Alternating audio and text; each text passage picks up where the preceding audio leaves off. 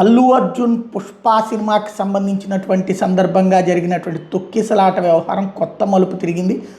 ఆ తొక్కిసలాటలో ప్రాణాలు కోల్పోయినటువంటి వాళ్ళకి సంబంధించినటువంటి అబ్బాయి చనిపోయినటువంటి సందర్భం, అమ్మాయి చనిపోయినటువంటి సందర్భం, అబ్బాయి తర్వాత తీవ్రంగా గాయపడి ఆసుపత్రి పాలు, ఇప్పటికీ తీవ్రమైనటువంటి అనారోగ్యం పాలు, ఆ కుటుంబానికి కొంత సాయం చేసినటువంటి సంఘటన.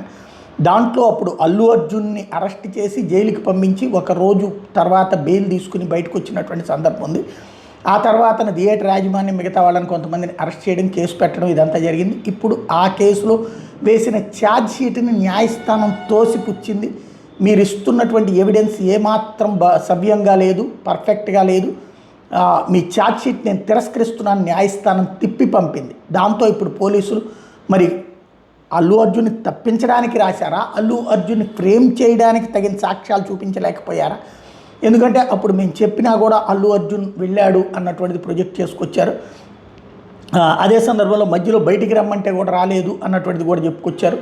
కాబట్టి ఇప్పుడు ఆ ఆధారాలని చూపించడంలో మిస్ అయ్యారా, లేకపోతే అల్లు అర్జున్ని తప్పించడానికి ఏమైనా ప్రయత్నిస్తుంటే ఆ ఛార్జ్ షీట్ని తిప్పి పంపారా తెలియదు, కానీ కోర్టు మాత్రం తిప్పి పంపింది.